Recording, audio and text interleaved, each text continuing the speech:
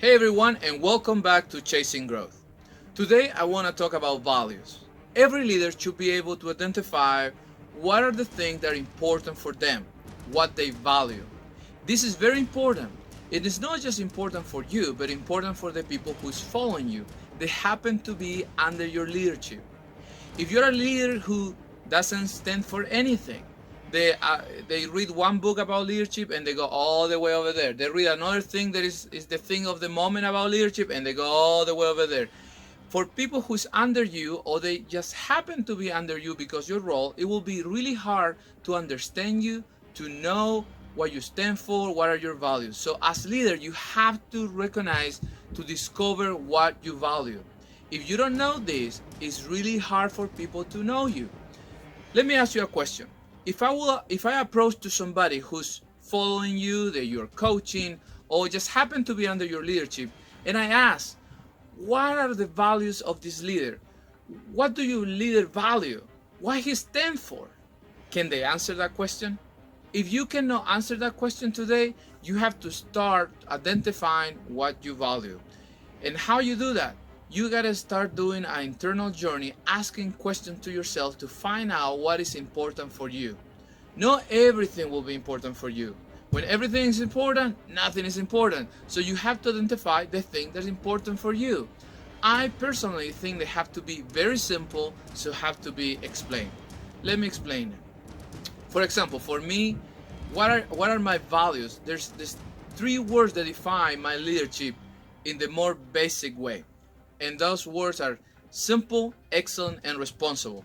And actually, in Spanish means ser, to be. Why that's so important for me? Simplicity, for example, the first word. It's very important for me to always start moving in a simple way, eliminating a step, eliminating bureaucracy.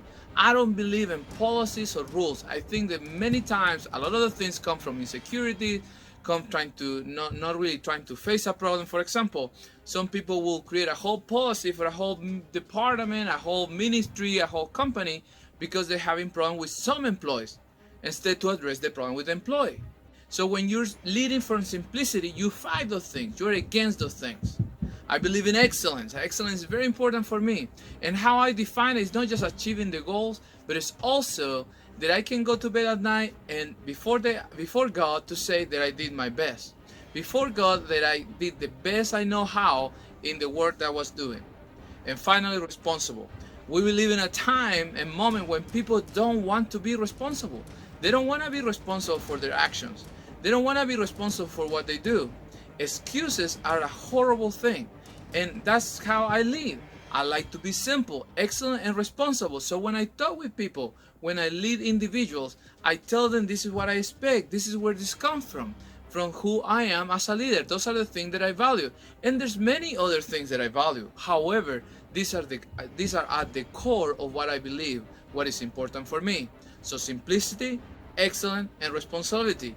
At the same time, it's simple enough for me to remember it. Because again, it means to be in Spanish, the word ser.